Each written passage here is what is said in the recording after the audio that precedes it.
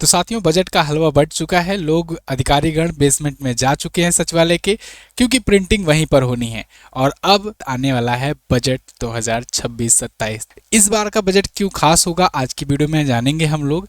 इस बार निर्मला ताई 9वीं बार बजट पेश करने जाएंगी, जो कि अपने आप में एक रिकॉर्ड होगा किसी महिला के द्वारा। लेकिन आज की वीडियो में हम लोग बात करने वाले हैं कि इस बजट में क्या बड़ी बड़ी सौगातें मिल सकती हैं, क्या बड़ी घोषणाएं हो सकती हैं। जो अभी तक इनपुट्स निकल करके आए हुए हैं, जो लोगों ने सुझाव दिए हैं, जो कॉन्फेडरेशन ऑफ इंडियन इंडस्ट्री ने जो सुझाव दिए हैं, इनके आधार पर किन किन क्षेत्रों में चिंताएं व्यक्त की गई हैं, जिसको लेकर के बजट तैयार हो रहा है, आज की वीडियो में हम लोग जानेंगे। तो ये 5 बड़ी सौगात मिल सकती है।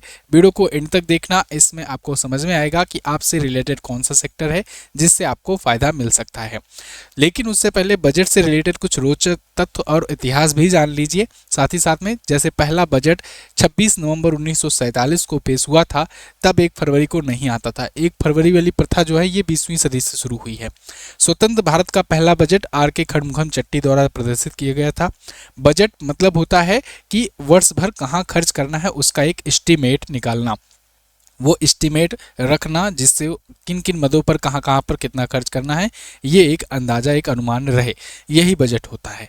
बजट खर्च कितना होता है, कितना खर्च हुआ है, ये बाद में लास्ट में इकोनॉमिक सर्वे रिपोर्ट आकर के बताती है, जो अभी जारी किया गया है, जिसकी मैं अलग से क्लास लेकर के आपको बताऊंगा कि इकोनॉमिक सर्वे रिपोर्ट में इस बार क्या क्या कुछ चीज़ें निकल करके आई हुई हैं। अब देखो, इसमें जब बजट आया था ना, सबसे ज़्यादा बार अब तक भारत के इतिहास में बजट जो है ये मोरारजी देसाई जी ने पेश किया है। 10 बार उन्होंने पेश किया था। निर्मला सीतारमण जी इस बार 9वीं बार पेश करने जा रही हैं। अगली बार ये इनकी रिकॉर्ड की बराबरी कर लेंगी। उसके बाद अगली बार अगर रही है तब तक, तो फिर ये रिकॉर्ड भी तोड़ देंगी। पहली महिला अगर पूछा जाएगा तो इंदिरा गांधी जी पहली महिला रही थी बजट पेश करने वाली महिलाओं में। बजट जो है अपने संवैधानिक अनुच्छेद के तहत आता है। बजट के बारे में उल्लेख संविधान के अनुच्छेद 112 में कहा गया है। हालांकि संविधान में बजट शब्द नहीं यूज किया गया है, वहां पर वार्षिक वित्तीय विवरण कहा गया है, और इसी को हम लोग आम भाषा में बजट कहते हैं, क्योंकि बजट जो है एक फ्रांसीसी शब्द है जिसका मतलब होता है चमड़े का थैला। चलिए, तो हम शुरुआत करते हैं। हम लोग बजट में इस बार पहली बड़ी जो घोषणा हो सकती है वो है इनकम टैक्स को लेकर। जब भी बजट आता है, इनकम टैक्स को लेकर के लोगों की चिंताएं हमेशा से रहती हैं। पिछली बार सरकार ने बहुत बड़ी घोषणा की थी कि 12 लाख रुपए तक इनकम टैक्स रिजिम में छूट दी थी। तो 12 लाख तक छूट मतलब कि वार्षिक छूट होता है, यानी कि 1 लाख रुपए तक की सैलरी जो पाते हैं वो एम्प्लॉयज जो है टैक्स के दायरे में नहीं आएंगे, या कहें कि जीरो उनको टैक्स देना होगा। ये पिछली बार हुआ था। लेकिन इस बार 13 लाख तक की कमाई पर टैक्स फ्री हो सकता है, ये भी सजेशन दिया गया है। एक्चुअल में क्या हुआ था ना, 12 लाख तक तो टैक्सेशन था, लेकिन 75,000 रुपए तक का स्टैंडर्ड डिडक्शन दिया गया था। स्टैंडर्ड डिडक्शन क्या होता है, जैसे मान लीजिए कोई सैलरीड पर्सन है, अब वो 1 लाख रुपए तक सैलरी मान लो पाता है, तो 1 लाख रुपए तक पाता है तब तो वो जीरो छूट वाले में है। लेकिन अगर मान लो 1,01,000 पाता है, तब वो पता लगेगा कि 12 लाख 12,000 पा रहा है महीने में और साल भर में, और उसके बाद फिर उसको पूरा पूरा टैक्स देना पड़ जा रहा है। इसलिए 75,000 रुपए का एक रेंज दिया गया था, ठीक है ना। स्टैंडर्ड डिडक्शन की मतलब कि 75,000 रुपए भी एक्स्ट्रा जा रहे हैं, तब उसमें भी जीरो हो जाएगा, लेस होकर के आएगा, यानी 12,75,000 रुपए तक की सैलरी पर टैक्स नहीं लगेगा अगर सैलरीड कोई पर्सन है तब, ठीक है। बाकी का अगर है कोई इनकम वाला, तो बाकी इनकम वाला अगर टोटल मिलकर के 12 लाख से ज़्यादा जा रहा है तो वो टैक्स के दायरे में आएगा। इसी बार इसी 75,000 को इस बार बढ़ाने की बात की गई है। इसे बढ़ा करके 1 लाख रुपया कर दिया जाए, जिससे कि 1 लाख रुपए का स्टैंडर्ड डिडक्शन हो जाएगा और 12 लाख तक की सैलरी, तो मतलब टोटल 13 लाख रुपए तक पर टैक्स में छूट हो सकता है। तो इससे फायदा किसको मिलेगा, इससे फायदा मिलेगा जो सैलरीड पर्सन होते हैं उनको, सबसे ज़्यादा जो सैलरी पाते हैं रेगुलर बेसिस पर, ठीक है। इसको किसने सजेशन दिया, तो CII ने, यानी कॉन्फेडरेशन ऑफ इंडियन इंडस्ट्री ने इसको लेकर के सुझाव दिया था। सरकारें जो है ना वो सुझाव भी मांगती हैं बजट लाने से पहले कि भाई बताओ, अलग अलग इंडस्ट्री से मांगते हैं कि बताओ क्या क्या सुझाव होने चाहिए, क्या क्या सजेशंस होने चाहिए। फिर लास्ट में सब अधिकारीगण बेसमेंट में जा करके बजट प्लान करके जाके फिर वहीं पर छपाई करते हैं। इस बार भी वही पुराने वाले बेसमेंट में छपाई चल रही, पुराने वाले सचिवालय में, क्योंकि नया वाला जो है अभी उसमें ऐसी व्यवस्था प्रिंटिंग वगैरह प्रेस की हो नहीं पाई है, अभी भी वहीं में चल रही है पुराने वाले में। ठीक है, तो सभी अधिकारीगण वहाँ जा चुके हैं। बिल्कुल ये कट ऑफ हो जाते हैं पूरी देश दुनिया से, मोबाइल वगैरह सब जब्त कर लिया जाता है, वहीं पर रहते हैं, वहीं खाते हैं, वहीं सोते हैं 2 दिन 3 दिन, है ना। तो सब लोग अब बेसमेंट में चले गए, मतलब अब 2 दिन बाद ही निकलेंगे। कोई कनेक्शन नहीं, कोई परिवार से बातचीत नहीं होती है, जितने भी अधिकारी वहाँ होते हैं, जिससे कोई भी बात लीक ना होने पाए। लेकिन उससे पहले जो अलग अलग इंडस्ट्रीज से, अलग अलग संस्थानों से जो ब्यौरा मांगा जाता है, उसके आधार पर, सजेशन के आधार पर लोग कयास लगाते हैं कि कौन कौन सा सजेशन दिया गया है। तो जैसे कॉन्फेडरेशन ऑफ इंडियन इंडस्ट्री ने कहा है कि लोगों के हाथों में और पैसा भेजने की जरूरत है।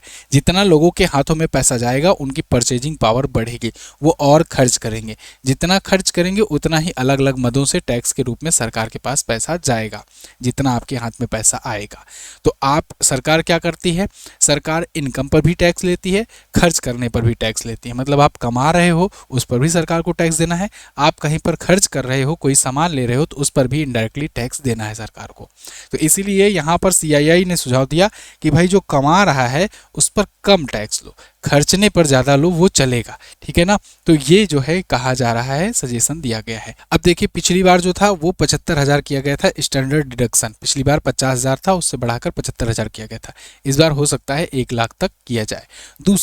दूसरा हो सकता है किसान सम्मान निधि में बड़ा छूट मिल जाए, और मतलब बड़ी बढ़ोतरी की जाए, 50% तक की बढ़ोतरी की जाएगी। जो अभी 6,000 रुपये मिलता है सालाना ना, तो 2,000 तक की 3 किस्त में दिया जाता है, तो ये 6,000 हो सकता है 50% बढ़ाकर 9,000 रुपये सालाना मिले।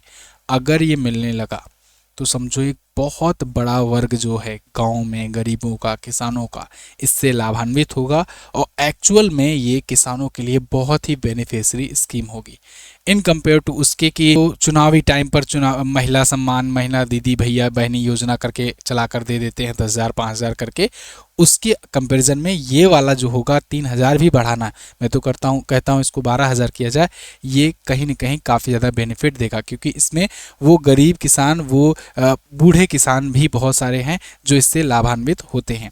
तो ये बढ़ाए जाने की हो सकती है घोषणा, ये अनुमान लगाया गया है, क्योंकि 2019 में योजना शुरू हुई थी, तब से इसमें बदलाव नहीं हुआ है। और देखो 6 साल में तो मतलब आप अगर गवर्नमेंट एम्प्लॉयज़ की सैलरी देखो तो उसमें डीए कितना बार बढ़ गया है ना, 6 साल में, 7 साल में। तो यहाँ पर 2019 में 6,000 मिल रहा था, तब से आज तक इसमें कोई बढ़ोतरी नहीं हुई है 6-7 सालों में, तो इसमें इस बार बदलाव देखा जा सकता है। और 12,000 रुपये का सालाना करने की भी सिफारिश की गई थी 2024 में संसदीय स्थायी समिति के द्वारा, लेकिन हो सकता है इस बार 9,000 तो कम से कम बढ़ा ही दे, या हो सकता है 12,000 ही बढ़ जाए, है ना, क्योंकि तब से महंगाई भी बहुत ज़्यादा बढ़ी हुई है। तो इससे देखिए, ये योजना किसान सम्मान निधि है, पीएम किसान योजना, ये प्रधानमंत्री किसान सम्मान निधि योजना होता है। 6,000 सालाना इसमें दिया जाता है, 3 किस्तों में 2-2 हज़ार करके, और डायरेक्ट बैंक अकाउंट में आधार के जरिए ट्रांसफ़र होता है। 11 करोड़ किसान इससे लाभान्वित होते हैं। अब तीसरे पर आते हैं। तीसरे में रेल इंफ्रास्ट्रक्चर में बड़ी वृद्धि देखने को मिल सकती है। हो सकता है 300 प्लस नई अमृत भारत और वंदे भारत ट्रेनें चलाई जाए। देखिए, वंदे भारत और अमृत भारत ट्रेनें दोनों में अलग अलग है, डिफरेंस है। वंदे भारत ट्रेनें जो है ना, ये प्रीमियम क्लास के लिए है, और जो अमृत भारत ट्रेनें हैं ये गरीब वर्ग के लिए है। तो अमृत भारत ट्रेनें जितनी चलेंगी उसी में फायदा है आम लोगों का, आम नागरिकों का, क्योंकि भाई जो प्रीमियम वर्ग है वो ट्रेन नहीं मिली तो प्लेन से चले जाएंगे, उनको क्या है। लेकिन जो गरीब होता है उसके लिए ट्रेन चलाना जरूरी है। तो इसलिए अमृत भारत ट्रेनें इसमें इस बार 300 प्लस बढ़ाने की मांग की गई है। हो सकता है 300 प्लस ट्रेनें नई चलाई जाए, इस बार के बजट में ऐसा प्रावधान रखा जाए। तो अमृत भारत ट्रेनों में बजट यात्री होते हैं, स्लीपर और जनरल के कोच होते हैं, वहीं वंदे भारत में केवल एसी कोच होता है और प्रीमियम यात्रियों के लिए होता है। इसलिए अमृत भारत ट्रेनें ज़्यादा और थोड़ा बहुत मात्रा में वंदे भारत एक्सप्रेस ट्रेनें भी चलाई जाए, क्योंकि अल्टीमेटली रेलवे को भी तो कमाना है, तो वो प्रीमियम क्लास से ज़्यादा कमाई कर पाता है। और भारत सरकार का, भारतीय रेलवे का ये भी लक्ष्य है कि 2030 तक जो है ये वेटिंग वाला सिस्टम जो है रिजर्वेशन में, ये पूरी तरीके से खत्म कर दे। तो इसलिए भी ट्रेनें ज़्यादा चलाई जाएंगी, जिससे वेटिंग सिस्टम खत्म हो जाए, वेटिंग वाला बवाल ना रहे। लेकिन उसके लिए और ट्रैक की भी ज़रूरत पड़ेगी और ट्रेनों की भी ज़रूरत पड़ेगी। तो रेलवे के लिए 2.65 लाख करोड़ रुपए अलॉट किए गए थे पिछले बजट में, और ये अब तक का सबसे बड़ा था। इस बार और भी बढ़ाने की उम्मीद है, मतलब रेलवे बजट और बढ़ करके आएगा। इसके अलावा मैंने पिछली वीडियो में आपको बताया था कि डिफेंस बजट इस बार बहुत ज़्यादा बढ़कर आने की उम्मीद है, क्योंकि ऑपरेशन सिंदूर से सीख लेते हुए भारत सरकार अपने डिफेंस को और ज़्यादा बढ़ाएगी। तो इस बार डिफेंस बजट भी आपको बढ़कर देखने को मिलेगा। चौथा हम लोग बात करेंगे पीएम सूर्य घर योजना की। तो 2 किलोवाट के सोलर पैनल पर 80,000 तक की सब्सिडी की यहाँ मांग रखी गई है। मतलब आप देखते थे अभी तक ना 78,000 तक की सब्सिडी मिलती थी मैक्सिमम 3 किलोवाट तक के लिए, लेकिन अब ये 80,000 रुपये तक सब्सिडी कर दी जाएगी 2 किलोवाट में। तो देखिए 40,000 करने का ऐलान हो सकता है 30,000 प्रति किलोवाट से बढ़ करके 40,000 प्रति किलोवाट, यानी कि 2 किलोवाट का 80,000। 2 किलोवाट का सोलर लगाने का 30,000 प्रति किलोवाट के हिसाब से कुल 60,000 की सब्सिडी मिलती है मौजूदा बजट में, और 10,000 रुपये प्रति किलोवाट बढ़ाई गई तो 2 किलोवाट की 80,000 रुपये सब्सिडी मिलेगी, यानी 20,000 रुपये की टोटल बढ़त होगी। 2 से 3 किलोवाट के बीच के सिस्टम के लिए 18,000 प्रति किलोवाट है। 3 किलोवाट से ऊपर के सिस्टम के लिए 78,000 रुपये तक लिमिटेड है, कि मैक्सिमम 78,000 की ही सब्सिडी मिलती है, ठीक है ना। 3 किलोवाट तक, उसके ऊपर जाओगे तो 1,08,000 तक मिलता है। अच्छा, क्यों घोषणा हो सकती है? क्योंकि देखो एक तो सोलर पैनल को सरकार बढ़ावा भी दे रही है, सोलर सिस्टम को, क्योंकि भारत में क्या है कि एक तो एनर्जी की कमी है, और दूसरा हम लोग बहुत ज़्यादा डिपेंडेंट हैं बाहरी सोर्सों पर, और तीसरी बात यह है कि लोग बिजली का बिल जमा भी नहीं करते हैं। सोलर पैनल की वजह से कम सरकार को इस बात की टेंशन तो नहीं रहेगी कि जो बिजली कंपनियां हैं जो घाटे में जा रही हैं वो घाटे में तो नहीं जाएंगी, तो इसलिए भी सरकार इसको बढ़ावा दे रही है। इसके अलावा रिन्यूएबल एनर्जी और ग्रीन एनर्जी तो है ही। तो केंद्र सरकार का लक्ष्य है कि मार्च 2026 तक 40 लाख और 2027 तक 1 करोड़ घरों को सोलर ग्रिड से जोड़ा जाए। इस योजना से सरकार को अपना लक्ष्य तेजी से हासिल करने में मदद मिलेगी। 2025 तक 19.45 लाख से ज़्यादा पैनल अब तक लग चुके हैं। तो ये प्रधानमंत्री सूर्य घर योजना के तहत होगा। इसको घर बैठे भी लोग अप्लाई कर पाएंगे, लोग अपने मोबाइल से भी अप्लाई कर सकेंगे, ऐसा भी प्रावधान किया जाएगा। सिस्टम को और ज़्यादा इजी बनाया जाएगा। तो अब देखिए इसमें 75,000 करोड़ का बजट रखा गया है पिछली बार में, और अभी देखो इस बार थोड़ा और बढ़ करके हो सकता है बजट रखा जाए। अब आते हैं आयुष्मान भारत पर। पांचवा जो सबसे बड़ी घोषणा हो सकती है वो हो सकता है आयुष्मान कार्ड को लेकर। आपको याद होगा पिछली बार आयुष्मान कार्ड वो बुजुर्गों को 75 वर्ष के ऊपर के जो बुजुर्ग हैं उनको फ्री में कर दिया गया था, कि उन सभी जितने भी 75 वर्ष के ऊपर हैं, चाहे वो किसी भी वर्ग से आते हों, किसी भी जाति से आते हों, किसी भी इकोनॉमिक कैटेगरी से आते हों, सबके लिए आयुष्मान कार्ड बन सकेगा। यानी कि उनको 5 लाख रुपए सालाना तक का जो इलाज होगा वो मुफ्त हो सकेगा। इस बार इसे घटाकर 60 साल किया जा सकता है, इसकी भी डिमांड की गई है। लेकिन अगेन अभी घोषणा जब तक नहीं हो जाती है तब तक कुछ कंफर्म नहीं कहा जा सकता है। ये मांग है, ये डिमांड है, और हो सकता है इसकी पूर्ति इस बार सरकार करे। क्योंकि देखो ये जो सरकार का PMJAY योजना है ना, बहुत ही सक्सेसफुल स्कीम है। प्रधानमंत्री जन आरोग्य योजना इसका पूरा नाम है, और ये दुनिया की सबसे बड़ी हेल्थ इंश्योरेंस स्कीम है। तो सरकार इसमें जैसे जैसे अपना दायरा बढ़ा रही है वैसे वैसे धीरे धीरे करके इसमें नागरिकों को और जोड़ने का प्रयास कर रही है। क्योंकि देखो एक साथ अनाउंस करके इतना लोगों को एक साथ मुफ्त में इलाज दे नहीं सकती सरकार, क्योंकि सरकार को भी सब्सिडी देनी होती है, तो इतना बजट तो रहेगा नहीं। लेकिन धीरे धीरे करते करते ऐसी सिचुएशन पर जरूर आ सकेंगे एक टाइम पर कि जहां पर हेल्थ चिकित्सा ये कहीं ना कहीं लगभग मुफ्त की कैटेगरी में आ जाएगा। तो इसलिए सरकार इस तरफ बढ़ रही है, और जो बड़े बड़े जो बीमारियां जैसे कैंसर, हार्ट सर्जरी जैसे गंभीर बीमारियां, इनका खर्च कवर हो सकेगा। तो आउटलुक की एक रिपोर्ट आई है, इसके मुताबिक भारत में 60+ उम्र के बुजुर्गों में 82% के पास कोई भी हेल्थ इंश्योरेंस नहीं है।